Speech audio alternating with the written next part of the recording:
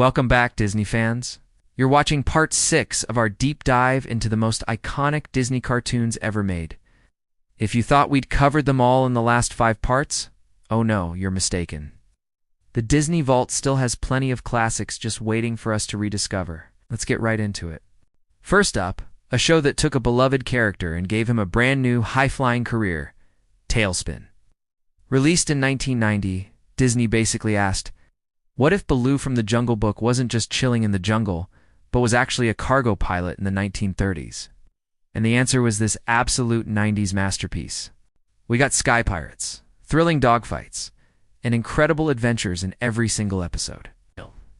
Baloo piloting the Sea Duck is a sight to behold, and the whole concept of Shere Khan as a ruthless, sharp-suited business tycoon, come on, that's just iconic. The world building was fantastic, and it gave us a whole new perspective on these characters we thought we knew. It was action, adventure, and heart, all rolled into one. If you missed this one, you've got some serious catching up to do. Next, we re-diving under the sea with a series that expanded on a blockbuster movie long before sequels became the norm. I'm talking about The Little Mermaid, the series from 1992. This show served as a prequel, giving us a window into Ariel's life before she ever met Prince Eric. It was a brilliant move because it allowed the creators to explore the vast, magical world of Atlantica without being tied to the movie's plot. We met more mermaids, discovered fascinating sea creatures, and witnessed even more of the ocean's magic. It was a chance to just live in that world with Ariel, Flounder, and Sebastian going on weekly adventures. And who could forget those adorable episodes featuring baby Ariel? Seeing her as a little mischievous mermaid was pure, uncut nostalgia. It really fleshed out her character and showed us the curious, rebellious spirit she had from a young age. And you absolutely cannot talk about Disney television in the 90s without mentioning the series that continued one of the greatest animated films of all time, Aladdin, the animated series.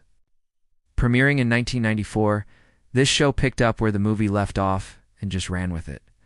It felt like the movie spirit was bottled and poured into every single episode. We got to explore lands beyond Agrabah, face off against a whole gallery of new villains, and of course, we got more of Robin Williams' Genie just being, well, Genie. His chaotic energy was the heart of the series. But what is truly impressive is how the show built such a surprisingly huge and rich lore for the world of Agrabah. It wasn't just a rehash. It was a true expansion that made the world feel bigger and more alive. And let's be honest, Iago's sarcastic commentary was a highlight every single time. Moving on to the late 90s, remember that time Disney decided to send a Greek demigod to high school? Yep, that actually happened, and it was glorious.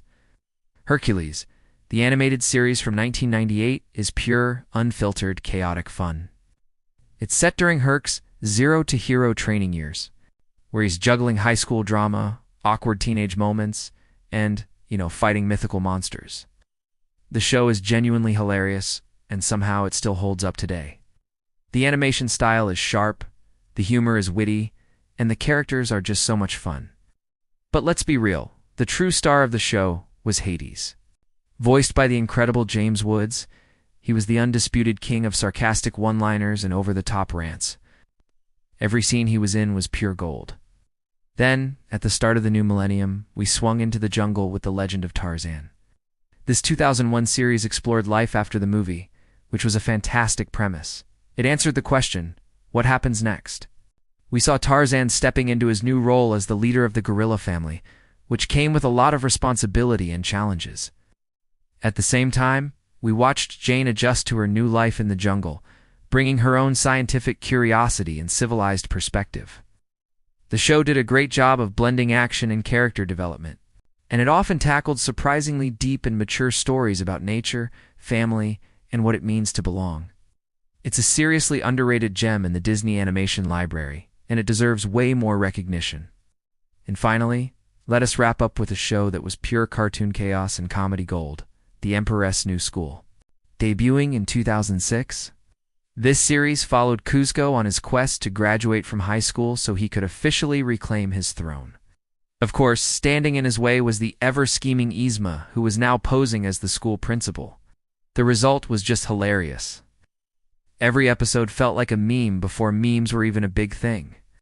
The fourth wall breaks, the fast-paced humor, and the sheer absurdity of it all were a perfect continuation of the movie's unique style. It was wacky, it was loud, and it never took itself seriously, which is exactly why we loved it. And that's a wrap for part 6 of our journey through Disney's most iconic cartoons. There's still so many more we could talk about. So, which classic Disney cartoon do you think we need to add in part 7? Let me know your absolute favorites in the comments below. Do not forget to like this video and subscribe to the channel so you don't miss the next installment. Thanks for watching.